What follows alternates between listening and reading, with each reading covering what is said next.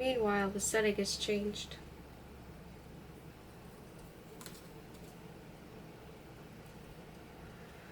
The berimed tree and a high snowdrift with its xanthic hull had been removed by a silent property man. The summer afternoon is alive with steep clouds breasting the blue. Eyed shadows move on the garden paths. Presently lessons are over, and Mademoiselle is reading to us on the veranda, where the mats and plated chairs develop a spicy, biscuity smell in the heat.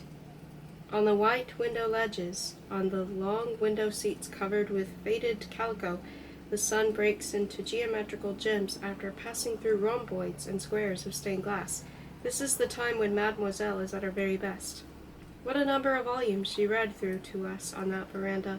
Her slender voice sped on, never weakening, without the slightest hitch or hesitation, an admirable reading machine wholly independent of her sick bronchial tubes. We got it all. La Malheureuse de Sophie, La Tour de Mort, un quatre vingts jours, La Petite Chose, Les Miserables, Le Comte de Monte Cristo, many others.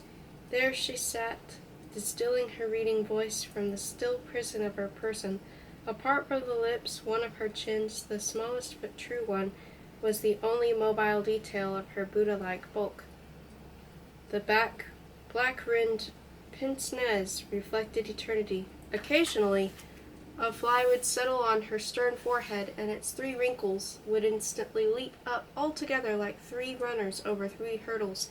But nothing whatever changed in the expression of her face, the face I so often tried to depict on my sketchbook, for its impassive and simple symmetry offered a far greater temptation to my stealthy pencil than the bowl of flowers or the decoy duck on the table before me, which I was supposedly drawing. Presently my attention would wander still farther, and it was then, perhaps, that the rare purity of her rhythmic voice accomplished its true purpose.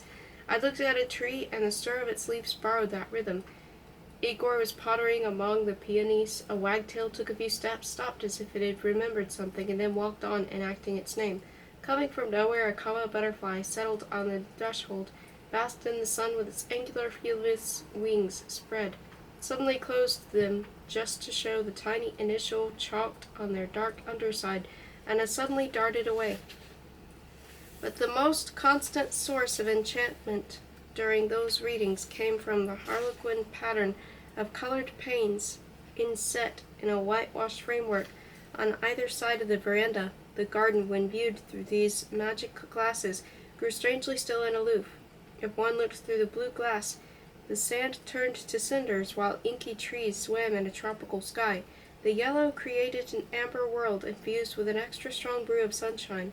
The red made the foliage drip ruby red upon a pink footpath. The green soaked greenery in a greener green. And when, after such richness, one turned to a small square of normal, savorless glass, with its lone mosquito or lame daddy-long-legs, it was like taking a draught of water when one is not thirsty, and one saw a matter-of-fact white bench under familiar trees. But of all the windows, this is the pane through which, in later years, parched nostalgia longed to peer. Mademoiselle never found out how potent had been the even flow of her voice. The subsequent claims she put forward were quite different. Ah, she sighed, comment sommes? Didn't we love each other? Those good old days in the chateau, the dead wax doll we once buried under the oak, no, a wool-stuffed gollywog. At that time, you and Serge ran away and left me stumbling and howling in the depths of the forest, exaggerated. Ah là, je sais que je vous flanqué. My, what a spanking I gave you. She did try to slap me once, but the attempt was never repeated. Votre tante, la princesse, whom you struck with your little fist because she had been rude to me. Do not remember. And the way you whispered to me your childish troubles, never. And the nook of my room where you loved to snuggle because you felt so warm and secure. Mademoiselle's room, both in the country and in town, was a weird place to me, a kind of hothouse sheltering a thick-leaved plant, imbued with a heavy inuretic odor. Although next to ours when we were small, it did not seem to belong to our pleasant, well-aired home.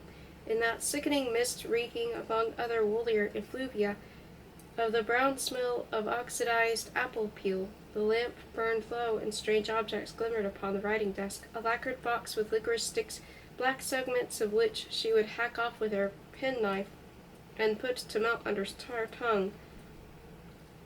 A picture postcard of a lake and a castle with mother-of-pearl spangles for windows, a bumpy ball of tightly rolled bits of silver paper that came from all of the chocolate she used to consume at night, photographs of the nephew who had died, of his mother who had signed her picture Mater Dolorosa, and of a certain Monsieur de Morant who had been forced by his family to marry a rich widow.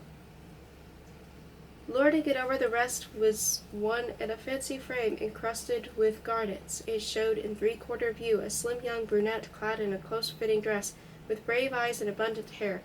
A braid as thick as my arm and reaching down to my ankles was Mademoiselle's melodramatic comment, for this had been she, but in vain did my eyes probe her familiar form to try and extract the graceful creature it had engulfed.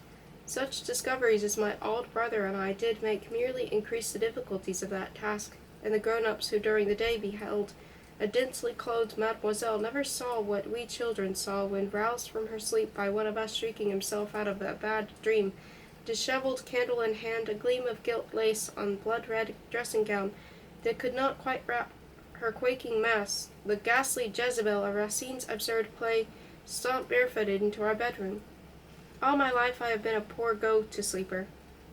People in trains who lay their newspaper aside fold their silly arms, and immediately, with an offensive familiarity of demeanor, start snoring amaze me as much as the uninhibited chap who cozily defecates in the presence of a chatty tubber, or participates in huge demonstrations, or joins some union in order to dissolve in it. Sleep is the most moronic fraternity in the world, with the heaviest dues and the crudest rituals. It is a mental torture I find debasing.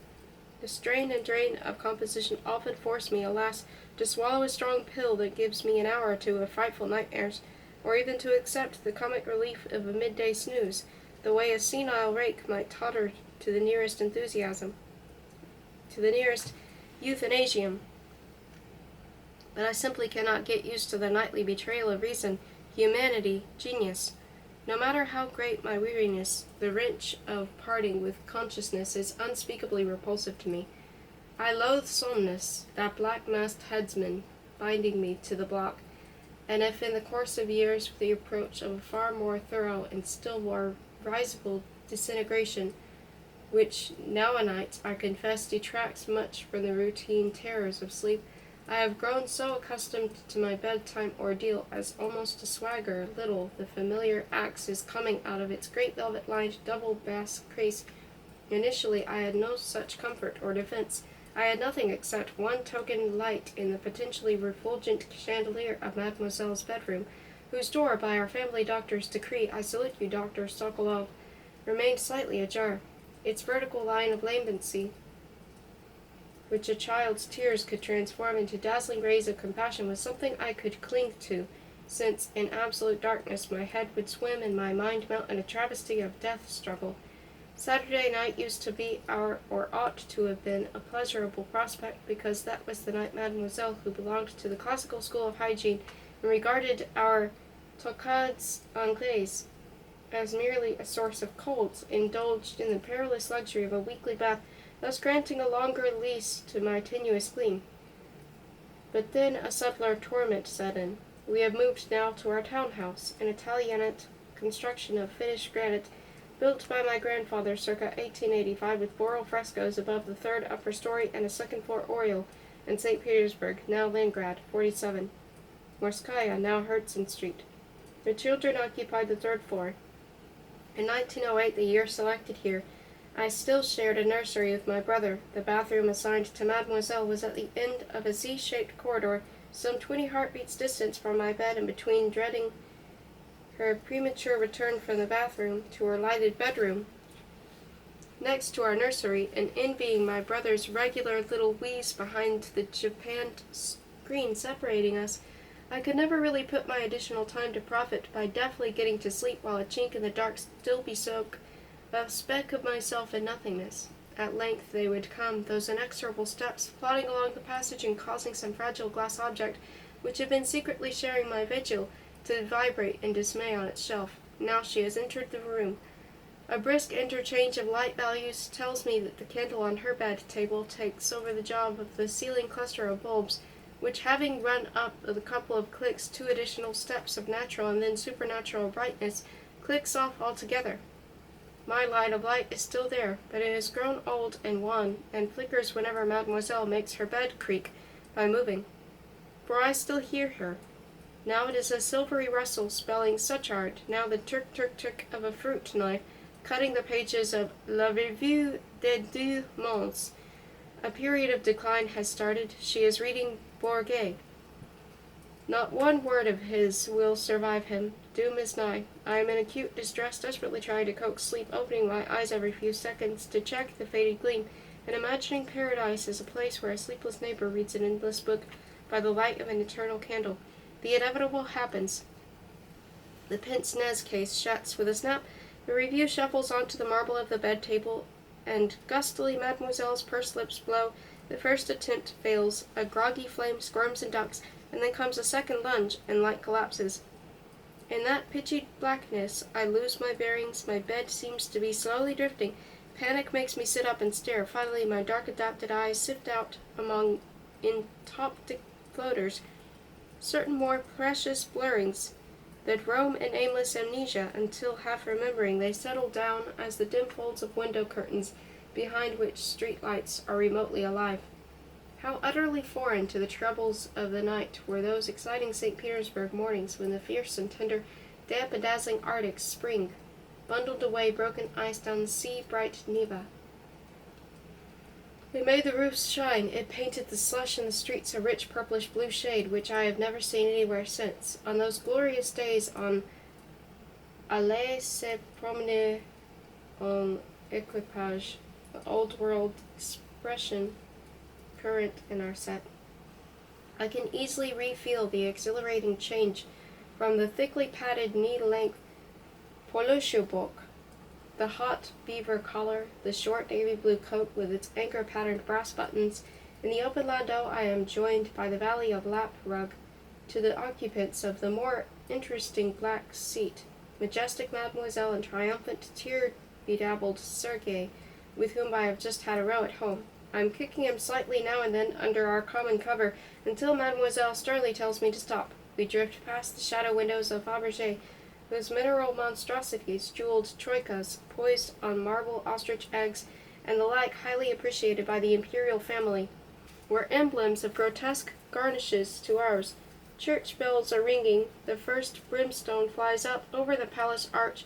In another month we shall return to the country, as I look up and see, strung on ropes from house front to house front, high above the street, great, tensely smooth, semi-transparent banners billowing their 3 wide bands, pale red, pale blue, merely pale, deprived by the sun and the flying cloud shadows of any too blunt connection with a national holiday, but undoubtedly celebrating now in the city of memory the essence of that spring day, the swish of the mud, the beginning of mumps, the ruffled exotic birds, with one bloodshot eye on Mademoiselle's hat. She spent 7 years with us, lessons getting rarer and rarer, and her temper worse and worse. Still, she seemed to like a rock of grim permanence when compared to the ebb and flow of English governesses and Russian tutors passing through our large household. She was on bad terms with all of them. In summer seldom less than 15 people sat down for meals, and when on birthdays this number rose to 30 or more, the question of place at table became a particularly burning one for Mademoiselle.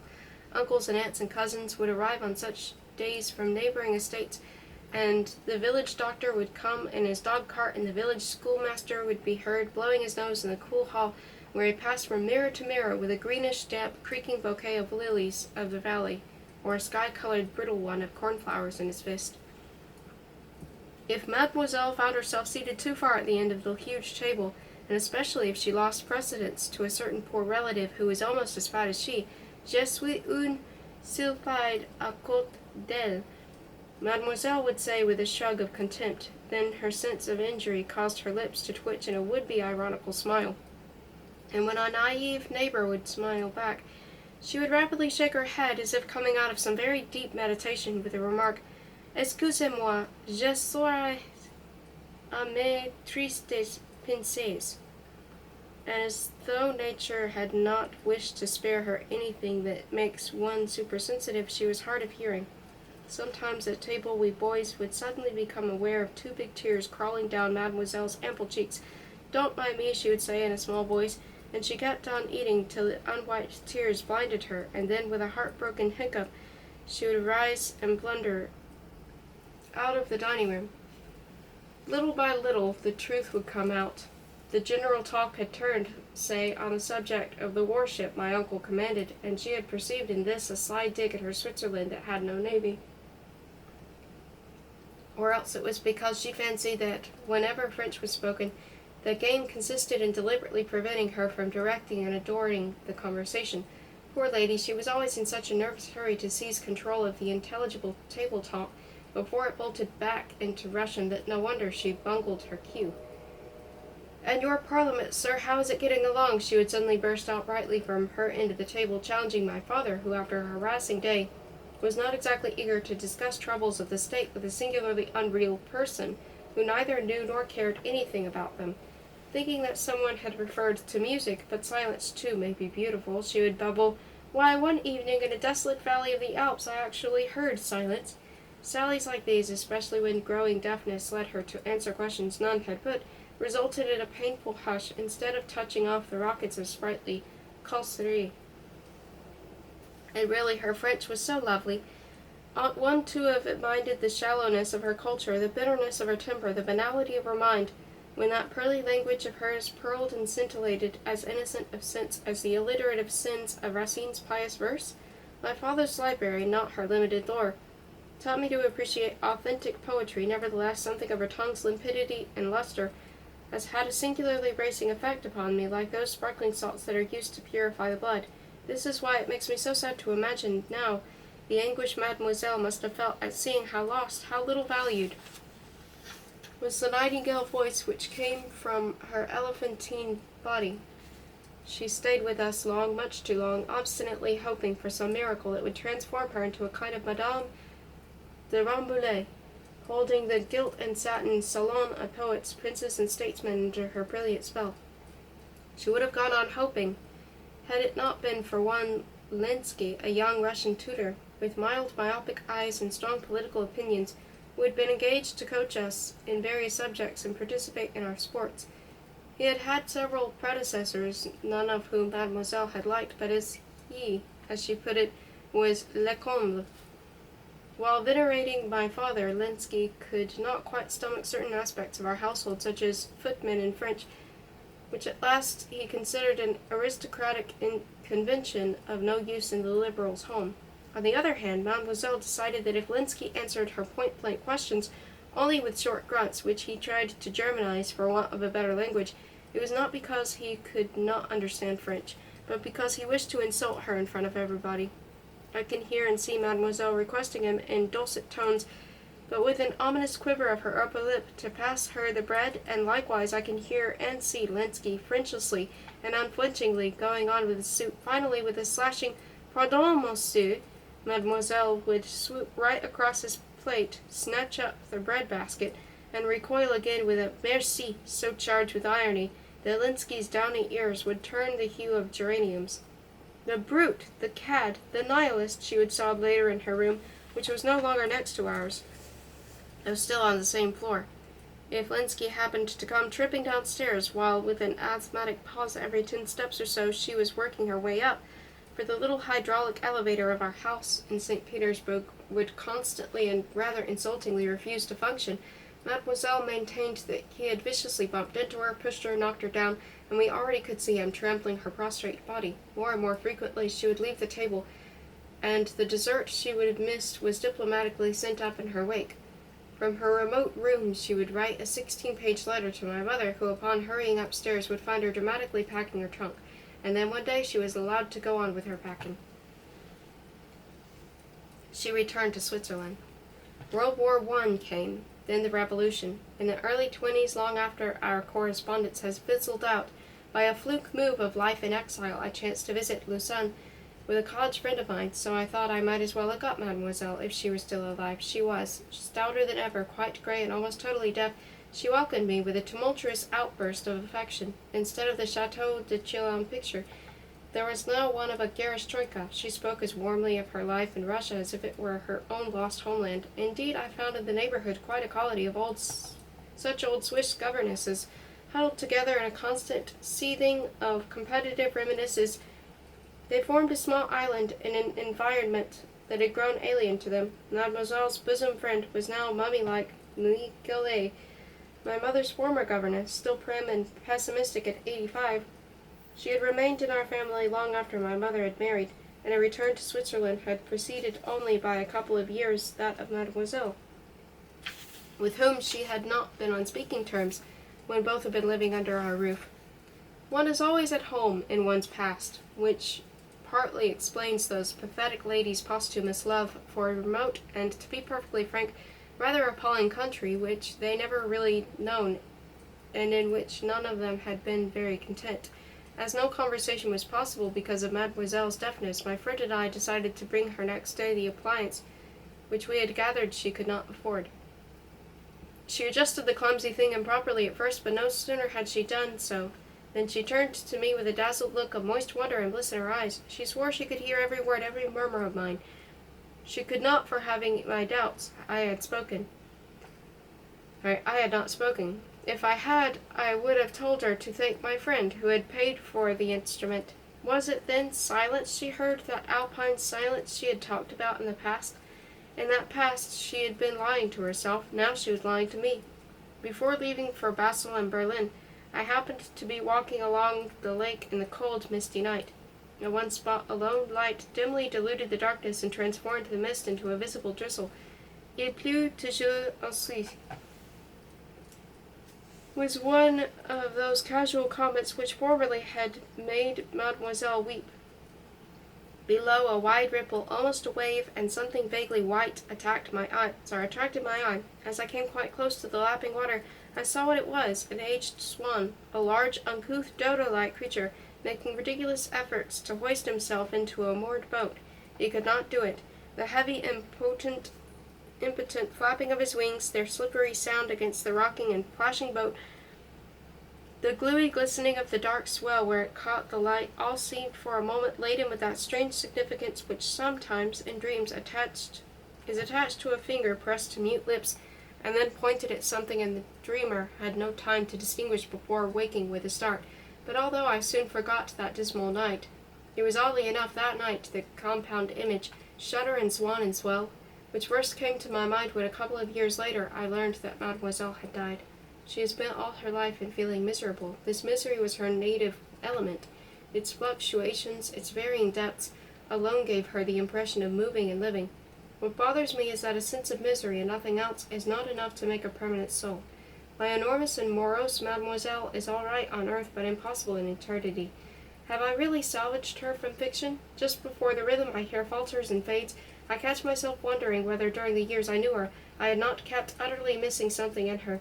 There was far more than her chins, or her ways, or even her French. Something perhaps akin to that last glimpse of her, to the radiant deceit she had used in order to have me depart pleased with my own kindness, or to that swan whose agony was so much closer to the artistic truth than a drooping dancer's pale arms. Something, in short, that I could appreciate only after the things and beings that I had most loved in the security of my childhood had been turned to ashes or shot through the heart. There is an appendix to Mademoiselle's story. When I first wrote it, I did not know about certain amazing survivals. Thus, in 1960, my London cousin, Peter de Peterson, told me that their English nanny, who had seemed old to me in 1904, in Abbazia, was by now over 90 and in good health. Neither was I aware that the governess of my father's two youngest sisters, Nabokov, later Conrad, survived my father by almost half a century. She had entered their household in 1889 and stayed 6 years, being the last in a series of governesses. A pretty little keepsake drawn in 1895 by Ivan de Peterson, Peter's father, shows various events of life at Batovo, vignetted over an inscription in my father's hand. À celle qui a toujours su se faire aimer et qui ne saura jamais se faire oublier.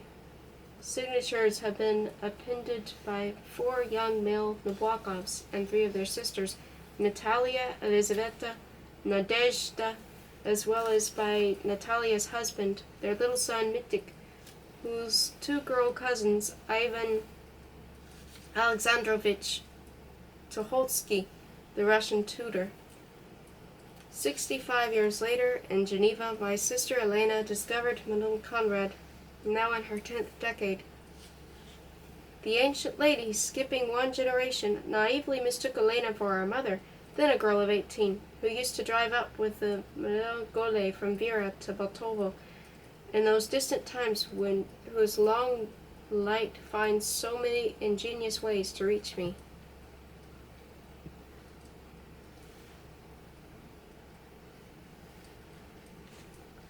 Six. On a summer morning in the legendary Russia of my boyhood, my first glance upon awakening was for the chink between the white inner shutters. If disclosed a watery pallor, one had better not open them at all, and so be spared the sight of a sullen day sitting for its picture in a puddle. How resentfully one would deduce from a line of dull light the leaden sky, the sodden sand, the gruel-like mess of broken-down blossoms under the lilacs, and that flat fallow leaf, the first casualty of the season, pasted upon a wet garden bench. But if the chink was a long glint of dewy brilliancy, then I made haste to have the window yield its treasure. With one blow the room would be cleft into light and shade. The foliage of birches moving in the sun had the translucent green tone of grapes, and in contrast to this there was the dark velvet of fir trees against a blue extraordinary intensity, the like of which I rediscovered only many years later in the montane zone of Colorado. From the age of 7, everything I felt in connection with a rectangle of framed sunlight was dominated by a single passion. If my first glance of the morning was for the sun, my first thought was for the butterflies it would engender. The original event had been banal enough. On the honeysuckle overhanging the carved back of a bench just opposite the main entrance, my guiding angel, whose wings, except for the absence of a Florentine limbus, resemble those of Fra Angelico's Gabriel, pointed out to me a rare visitor, a splendid yet pale yellow creature, with black blotches, blue crinolles, and a cinnabar eye-spot above each chrome-rimmed black tail. As it probed the inclined flower with which it hung, its powdery body slightly bent, it kept restlessly jerking its great wings, and my desire for it was one of the most intense I have ever experienced. Agile Ustin, our townhouse janitor, who for a comic reason explained elsewhere, happened to be that summer in the country with us, somehow managed to catch it in my cap, after which it was transferred, cap and all, to a wardrobe, where domestic naphthaline was fondly expected by Mademoiselle to kill it overnight. On the following morning, however, when she unlocked the wardrobe to take something out, my swallowtail, with a mighty rustle, flew into her face and then made for the open window, and presently was but a golden fleck, dipping and dodging and soaring eastward, over timber and tundra to Vologda, Vyaka, and Perm, and beyond the gaunt Ural range to Irkutsk and Verkhin-Kolymytsk, and from Verkhin-Kolymytsk, where it lost a tail, to the fair island of St. Lawrence, and across Alaska to Dawson, and southward along the Rocky Mountains, to be finally overtaken and captured, after a 40-year race, on an immigrant dandelion under an endemic aspen near Boulder. In a letter from Mr. Brune to Mr. Rollins, June 14, 1735, in the Baudelaire collection, he states that one Mr. Vernon followed a butterfly 9 miles before he could catch him. The Recreative Review, or Eccentricities of Literature and Life, Volume 1, page 144, London, 1821. Soon after the wardrobe affair, I found a spectacular moth marooned in a corner of a vestibule window, and my mother dispatched it with ether. In later years, I used many killing agents, but the least contact with the initial stuff would always come so I would always cause the porch of the past to light up and attract that blundering beauty.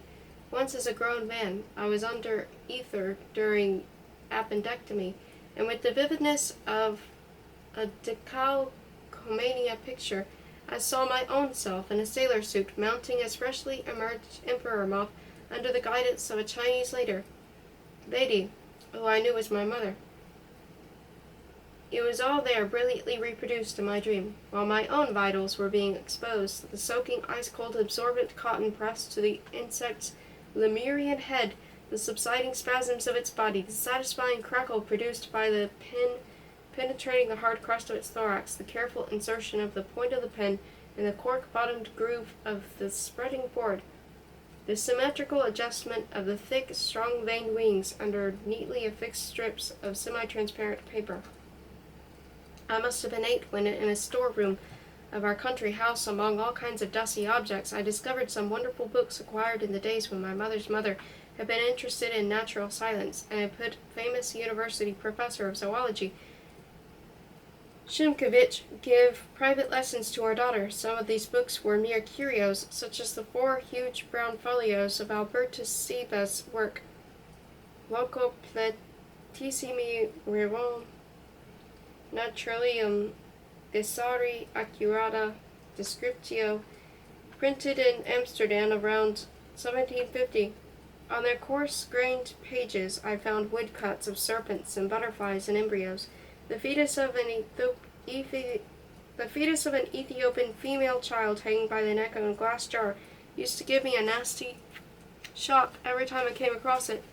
Nor did I much care for the stuffed hydra on plate C2, with its 7 lion-toothed turtle heads, or an even serpentine necks, and its strange bloated body, which bore button-like tubercles along its sides and ended in a knotted tail. Other books I found in that attic among the herbariums, full of alpine columbines and blue paleomoniums and Jove's campions and orange-red lilies and other Davos flowers, came closer to my subject. I took in my arms and carried downstairs glorious loads of fantastically attractive volumes. Maria Sibylla Merian's 1647 to 1717 lovely plates of Suriname insects, and Esper Nobel Die Schmetterlinge Erlangen 1777, and Boistuval's Icones Historiques de Lepidopteres Nouveau ou Puconos Paris, begun in 1832. Still more exciting were the products of the latter half of the century: Newman's Natural History of British Butterflies and Moths, Hoffmann's Die Großschmetterling Europas, the Grand Duke Nikolai Mikhailovich's memoirs on Asiatic Lepidoptera, which, with incomparably beautiful figures painted by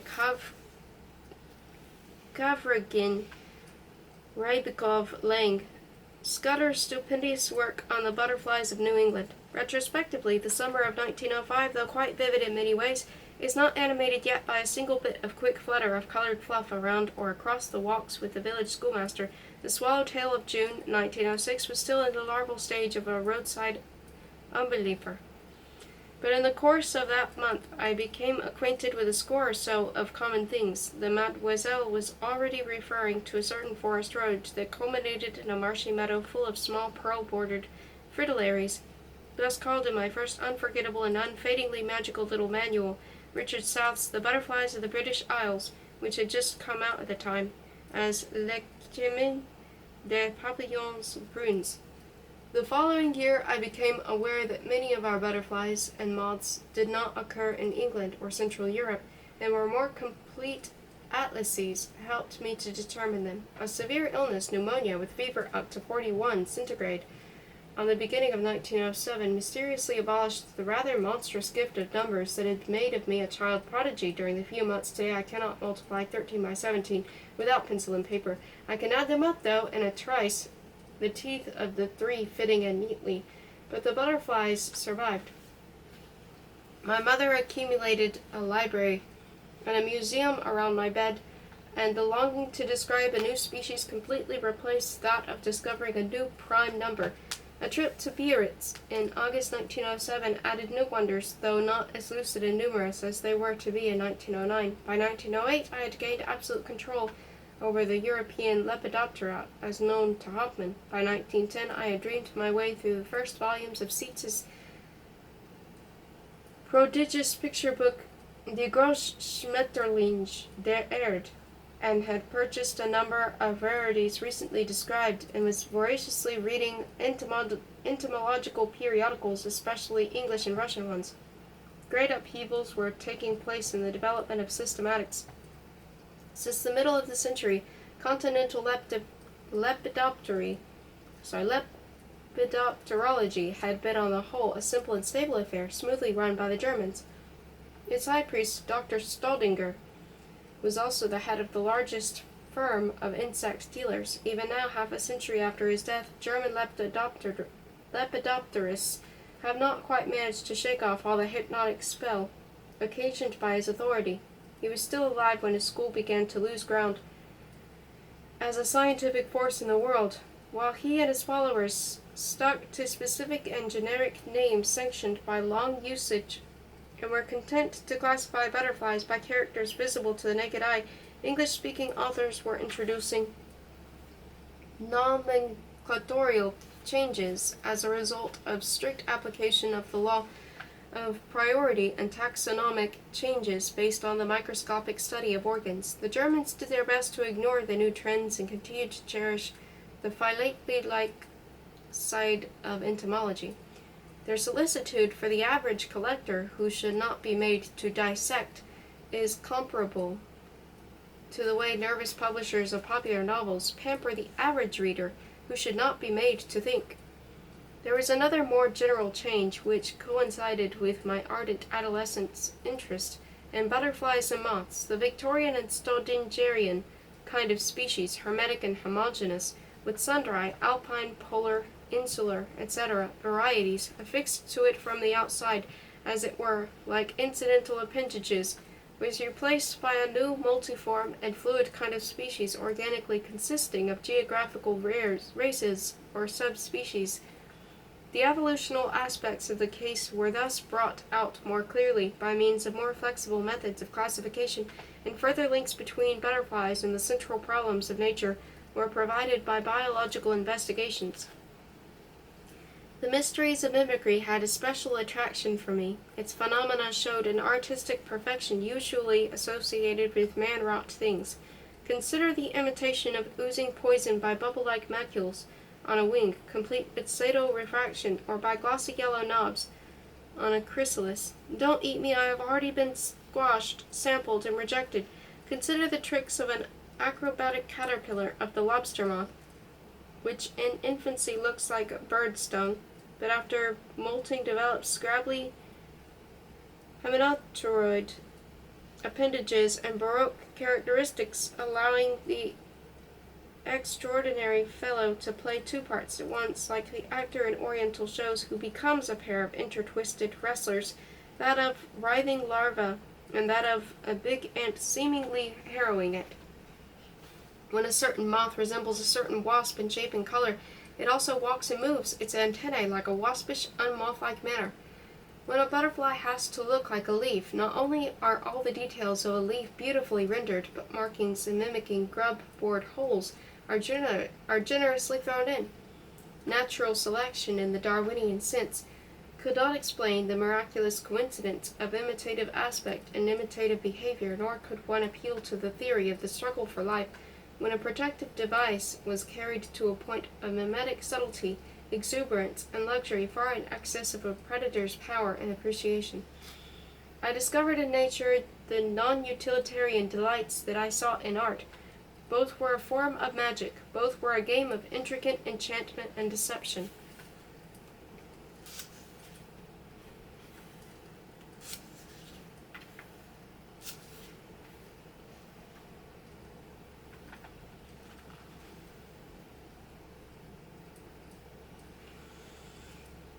I have hunted butterflies in various climes and disguises, as a pretty boy in knickerbockers and sailor cap, as a lanky cosmopolitan expatriate in flannel bags and beret, as a fat, hatless old man in shorts, most of my cabinets have shared the fate of our Vera house.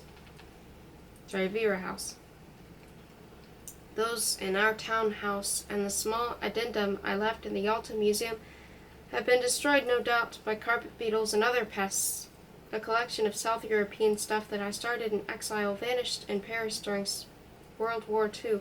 All my American captures from 1940 to 1960, several thousands of specimens, including great rarities and types, are in the Museum of Comp Zoology, the Am Nat Hist Moose, and the Cornell University Moose of Entomology, where they are safer than they would be in Tomsk or Atomsk. Incredibly happy memories, quite comparable in fact to those of my Russian boyhood, are associated with my research work at MCZ, Cambridge, Mass. 1941 to 1948. No less happy have been the many collecting trips taken almost every summer. During 20 years, though most of the states of my adopted country, in Jackson Hole and in Grand Canyon, on the mountain slopes above Telluride, Kahlo, and on a celebrated pine barren near Albany, New York, dwell and will dwell, and generations more numerous than additions, the butterflies I have described as new. Several of my finds have been dealt with by other workers, some have been named after me. One of these, Nabokov's pug, Eupithecia nabokovi, McDonough, which I boxed one night in 1943 on a picture window of James Laughlin's Alta Lodge in Utah, fits most philosophically into the thematic spiral that began in a wood on the Oradej around 1910, or perhaps even earlier, on that Nova Zemblin River a century and a half ago. Few things, indeed, have I known in the way of emotions or appetite, ambition or achievement, that could surpass in richness and strength the excitement of entomological exploration. From the very first it had a great many intertwinkling facets. One of them was the acute desire to be alone, since any companion, no matter how quiet, interfered with the concentrated enjoyment of my mania. Its gratification admitted of no compromise or exception. Already when I was 10, tutors and governesses knew that the morning was mine, and cautiously kept away. In this connection I remember the visit of a schoolmate, a boy whom I was very fond, with whom I had excellent fun. He arrived one summer night in 1913, I think, from a town some 25 miles away. His father had recently perished in an accident. The family was ruined, and the stout-hearted lad, not being able to afford the price of a railway ticket, had bicycled all those miles to spend a few days with me. On the morning following his arrival I did everything I could to get out of the house for my morning hike without his knowing where I had gone. Breakfastless, with hysterical haste, I gathered my net, pillboxes, killing jar, and escaped through the window. Once in the forest I was safe, but still I walked on, my calves quaking, my eyes full of scalding tears, the whole of me twitching with shame and self-disgust, as I visualized my poor friend with his long pale face and black tie, moping in the hot garden, patting and panting dogs for want of something better to do, and trying hard to justify my absence to himself. Let me look at my demon objectively. With the exception of my parents, no one really understood my obsession, and it was many years before I met a fellow surferer.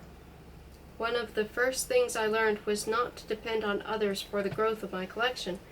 One summer afternoon in 1911, Mademoiselle came into my room, book in hand, started to say she wanted to show me how wittily Rousseau denounced zoology in favor of botany, and by then was too far gone in the gravitational process of lowering her bulk into an armchair to be stopped by my howl of anguish. On that seat I had happened to leave a glass-lidded cabinet tray with long, lovely series of large white. Her first reaction was one of stung vanity. Her weight, surely, could not be accused of damaging what in fact it had demolished. Her second was to console me. Allons donc, ce ne sont que des papillons de potager, which only made matters worse. A Sicilian pear recently purchased from Staudinger had been crushed and bruised. A huge Biarritz example was utterly mangled. Smashed too were some of my choicest local captures. Of these, an aberration resembling the Canarian race of the species might have been mended with a few drops of glue, but a precious gynandromorph left side male, right side female, whose abdomen could not be traced or whose wings had come off, was lost forever. One might reattach the wings, but one could not prove that all four belonged to that headless thorax on its bent pin. Next morning, with an air of great mystery, poor Mademoiselle set off for St. Petersburg and came back in the evening bringing me something better than your cabbage butterflies, a banal urania moth mounted on plaster. How you hugged me, how you danced with joy, she exclaimed 10 years later in the course of inventing a brand new past.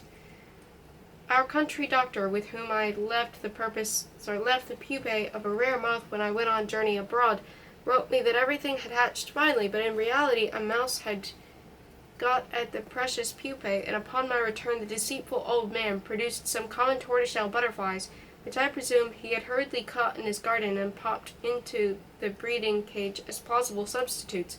So he thought. Better than he was an enthusiastic kitchen boy who would sometimes borrow my equipment and come back 2 hours later in triumph with a bag full of seething invertebrate life and several additional items. Loosening the mouth of the net, which he had tied up with a string, he would pour out his cornucopian spoil, a mass of grasshoppers, some sand, the 2 parts of a mushroom he had thriftily plucked on the way home, more grasshoppers, more sand, and 1 battered small white. In the works of a major Russian poet, I can discover only 2 lepidopteral images of genuinely sensuous quality. Bonin's impeccable evocation of what is certainly a tortoiseshell. And there will fly into the room a colored butterfly in silk, to flutter, rustle, and pit-pat on the blue ceiling.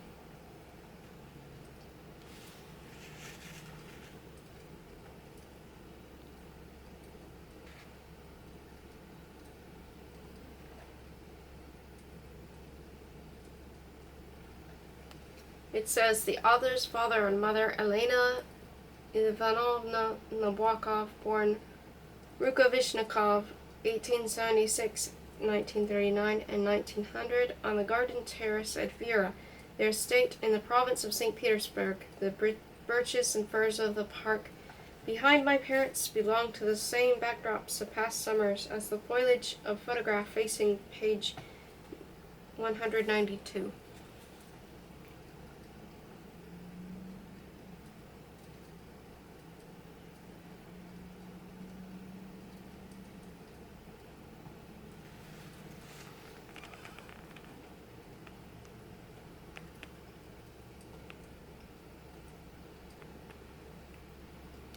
Okay, the top picture says, my brother Sergei and I, aged 1 and 2 respectively and looking like the same infant, wigless and wigged, in December 1901, in Biarritz. We had, I suppose, come there from Pau, where we were living that winter. A shining wet roof, that is all I remember from that first trip to the south of France. It was followed by other trips, 2 to Biarritz, autumn 1907 and 1909, and 2 to the Riviera, late autumn 1903 and early summer 1904. And then the bottom picture says, my father aged 35 with me aged 7, St. Petersburg, 1906.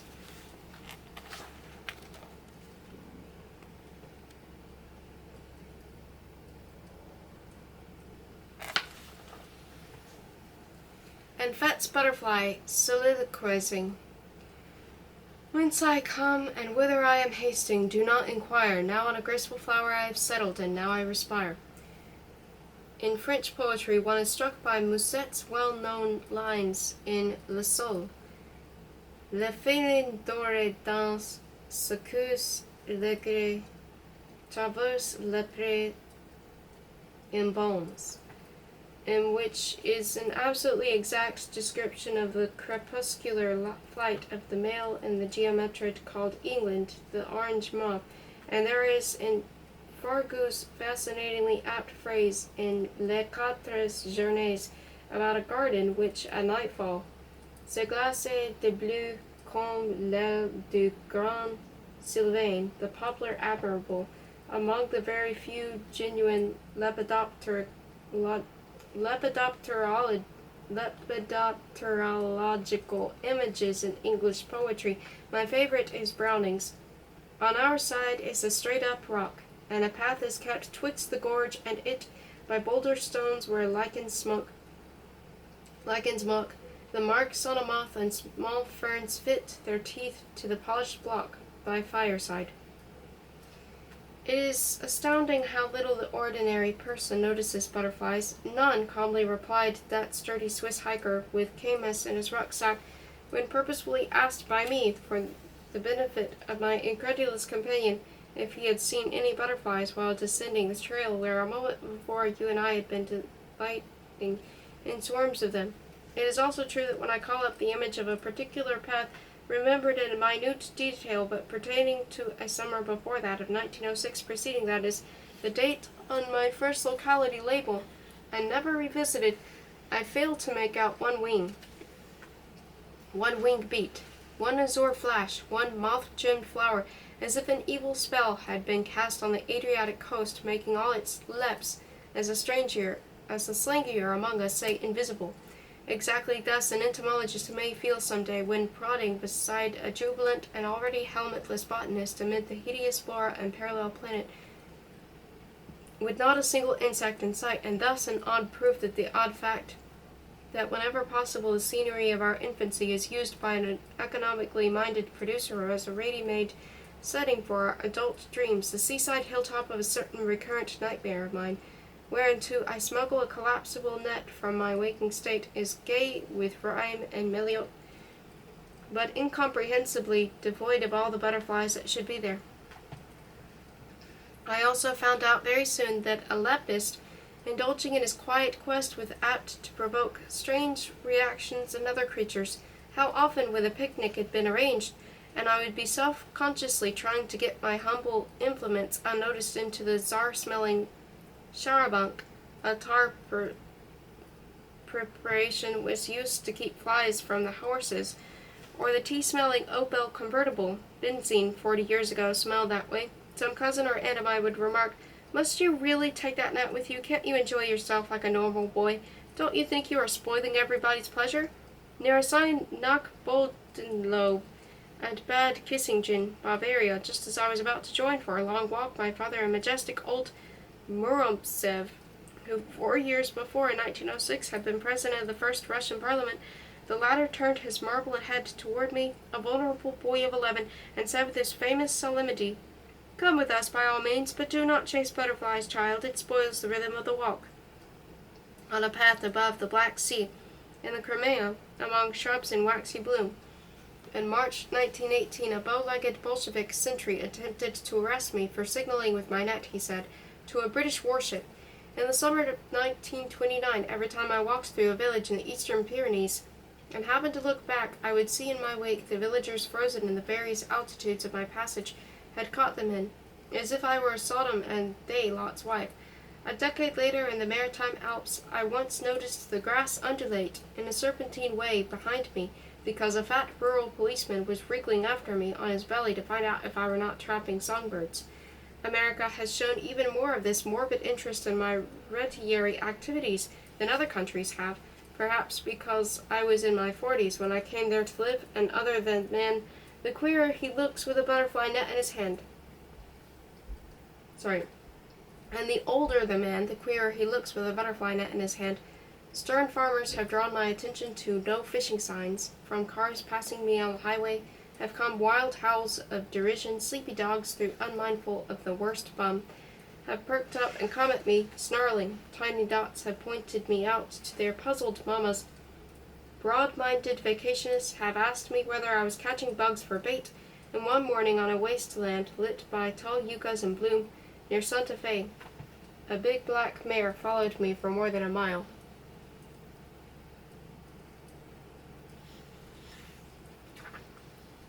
When having shaken off all pursuers, I took the rough red road that ran from our Vera house toward field and forest.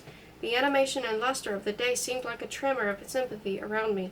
Very fresh, very dark Aaron Browns, which emerged only every second year, conveniently retrospection has fallen here into line, fitted among the firs or revealed their red markings and checkered fringes as they sunned themselves on the roadside bracken. Hopping above the grass, a diminutive ringlet called Hero dodged my net.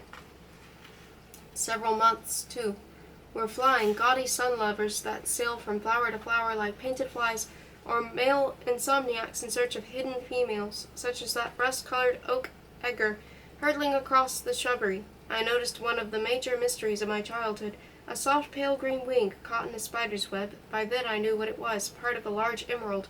The tremendous larva of the goat moth, ostentatiously segmented, flat-headed, flesh-colored, and glossily fleshed, a strange creature as naked as a worm, to use a French comparison, crossed my path in frantic search for a place to pupate. The awful pressure of metamorphosis, the aura of a disgraceful fit in a public place. On the bark of that birch tree, the stout one near the park wicket, I had found last spring a dark aberration of Sever's Carmelite, just another grey moth to the reader.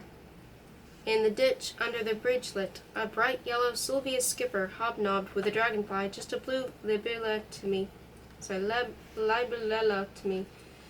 From flowerhead to two male coppers rose to a tremendous height, fighting all the way up, and then after a while came the downward flash of one of them returning to his thistle. These were familiar insects, but at any moment something better might cause me to stop with a quick intake of breath. I remember one day when I warily brought my net closer and closer to an uncommon hair streak that had daintily settled on a spring. Sprig. I could clearly see the white W on its chocolate-brown underside. Its wings were closed, and the inferior ones were rubbing against each other in a curious circular motion, possibly producing some small blithe crepitation pitched too high for a human ear to catch. I had long wanted that particular species, and when near enough, I struck. You have heard champion tennis players moan after muffling an easy shot. You may have seen the face of the world-famous Grandmaster Wilhelm Edmondson when during a simultaneous display in a Minsk cafe he lost his rook by an absurd oversight to the local amateur and pediatrician, Dr. Schack, who eventually won. But that day nobody except my older self could see me shake out the piece of twig from an otherwise empty net and stare at a hole in the tarlatan.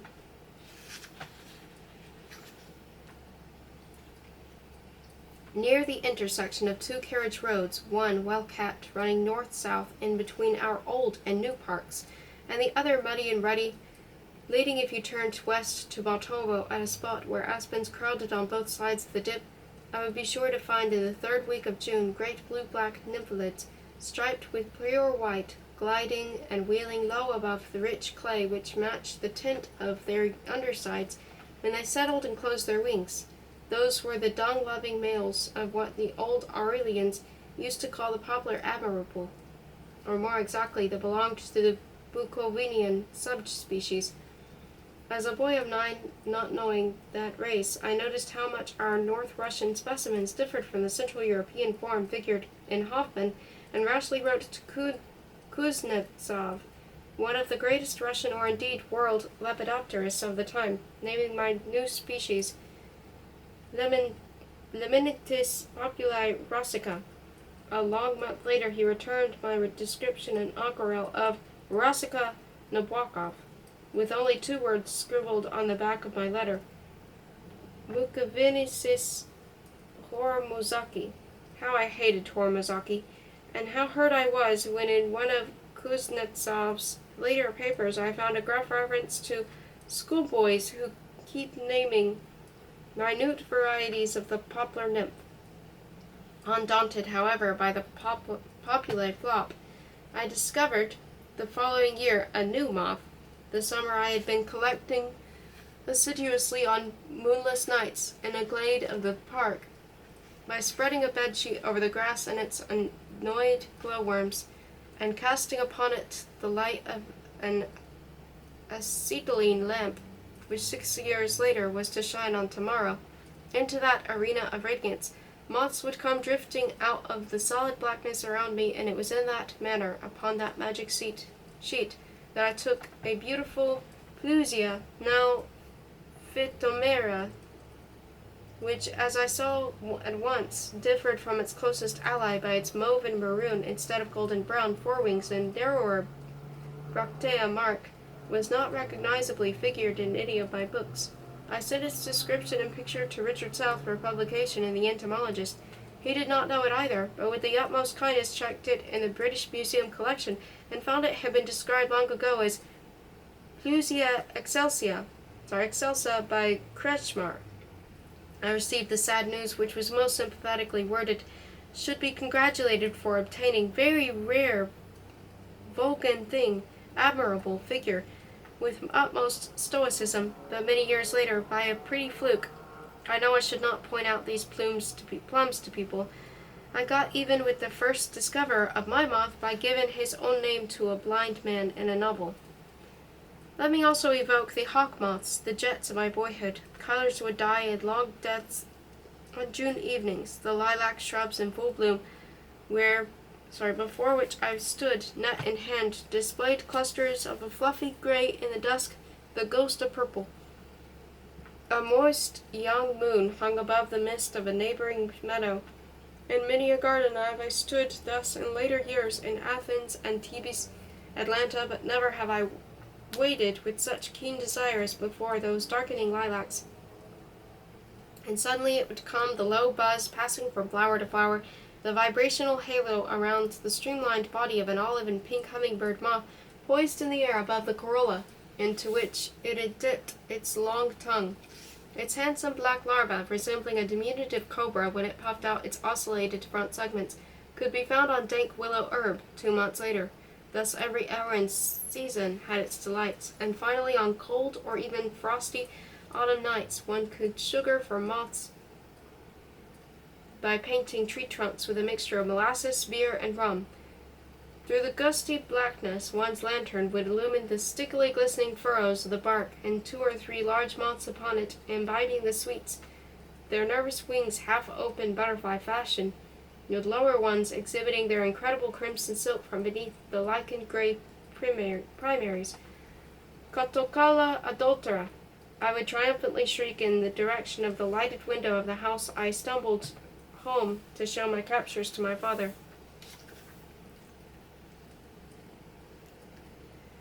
The English park that separated our house from the hayfields was an extensive and elaborate fair with labyrinthine paths, Turgenevian benches, and imported oaks among the endemic firs and birches. The struggle that had gone on since my grandfather's time to keep the park from reverting to the wild state always fell short of complete success. No gardener could cope with the hillocks of frizzly black earth that pink hands of moles kept heaping on the tidy sand of the main walk. Weeds and fungi and ridge-like tree roots crossed and recrossed the sun-flecked trails. Bears had been eliminated in the 80s, but an occasional moose still visited the grounds. And a picturesque boulder, a little mountain ash, and a still smaller aspen had climbed, holding hands, like 2 clumsy, shy children. Other more elusive trespassers, lost picnickers or merry villagers, would drive our hoary gamekeeper Ivan crazy by scrawling ribald words on the benches and gates. The disintegrating process continues still in a different sense, for when nowadays I attempt to follow in memory the winding paths from one given point to another, I notice with alarm that there are many gaps due to oblivion or ignorance, akin to the terra incognita blanks map-makers of old used to call sleeping beauties. Beyond the park there were fields, with a continuous shimmer of butterfly wings over a shimmer of flowers, daisies, bluebells, scabious others, which now rapidly passed by me in a kind of colored haze like those lovely lush meadows, never to be explored, that one sees from the diner on a transcontinental journey. At the end of this grassy wonderland, the forest rose like a wall. There I roamed, scanning the tree trunks, the enchanted, the silent part of a tree, where certain tiny moths, called pugs in England, delicate little creatures that cling in daytime to speckled surfaces with which their flat wings and turned-up abdomens blend. There at the bottom of that sea of sun-shot greenery, I slowly spun round the great boles. Nothing in the world would have seemed sweeter to me than to be able to add, by a stroke of luck, some remarkable new species to the long list of pugs already named by others, and my pied imagination ostensibly and almost grotesquely groveling to my desire, but all the time in ghostly conspiracies behind the scenes, coolly planning the most distant events of my destiny, kept providing me with hallucinatory samples of small print. The only specimen so far known, the only specimen known of Eupithecia petropolitanata, was taken by a Russian schoolboy, by a young Russian collector, by myself in the government of St. Petersburg, Sarkoselo district, in 1910, 1911, 1912, 1913, and then 30 years later that blessed black night in the Wasatch Range. At first, when I say I was 8 or 9, I seldom roamed farther than the fields and woods between Vir and Batovo. Later, when aiming at a particular spot half a dozen miles or more distant, I would use a bicycle to get there with my net strapped to the frame, but not many forest paths were passable on wheels. It is possible to ride there on horseback, of course, but because of our ferocious Russian tabanades, one could not leave a horse haltered in a wood for any length of time. My spirited bay almost climbed up the tree he was tied to one day, trying to elude them.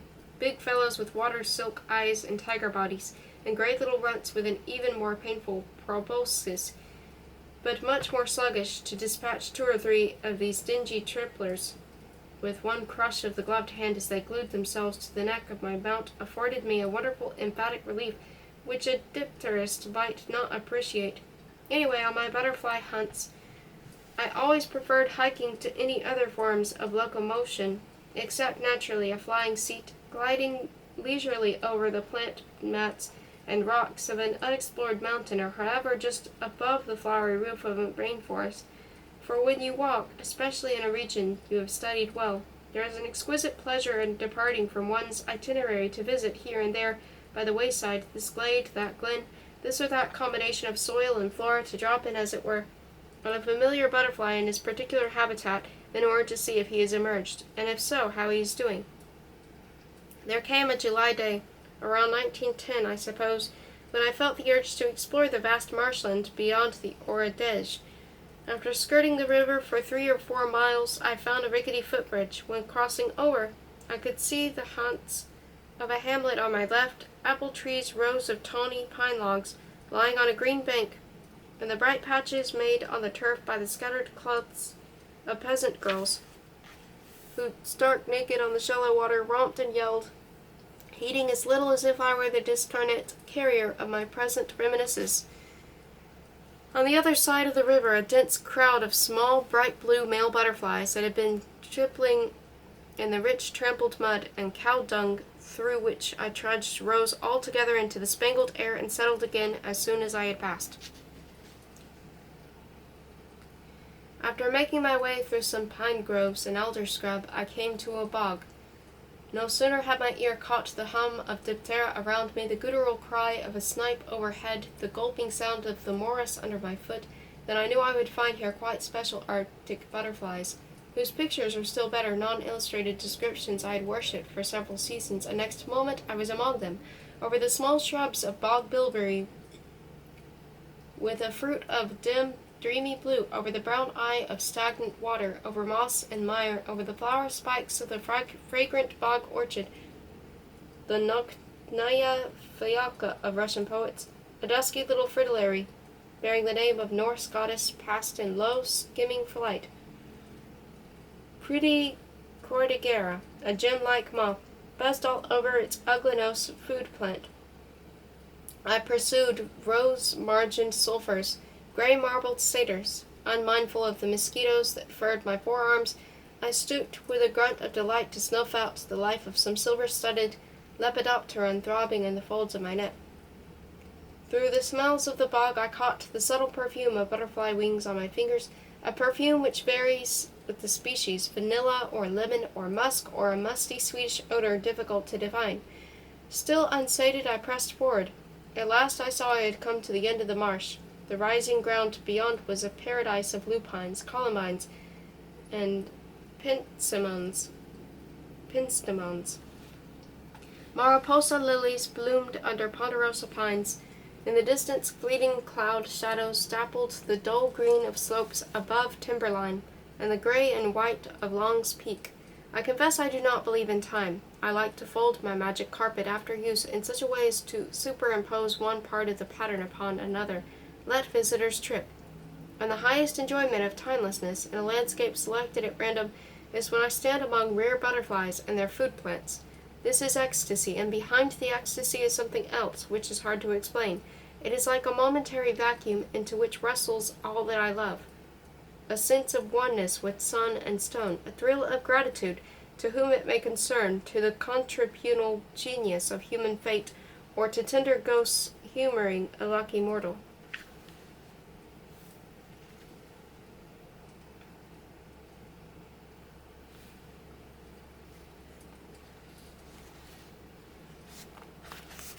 Okay. Here's another picture.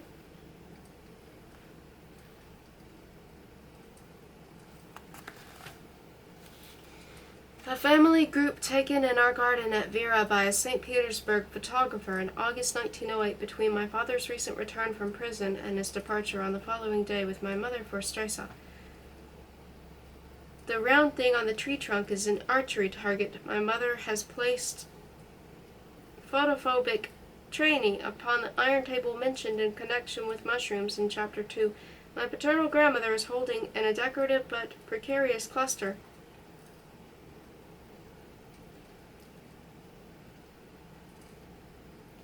my two little sisters, whom she never held in real life, Olga on her knee, Elena against her shoulder. The dark depth of the oldest part of our park provides the background. The lady in the black is my mother's maternal aunt, Praskovia Nikolaevna Tarnovsky, born Kozlov, 1848-1910, who is to look after us and our mentors during our parents' trip to Italy. My brother Sergei is linked to her left elbow. Her other hand supports me. I am perched on the bench arm, hating my collar and stressa.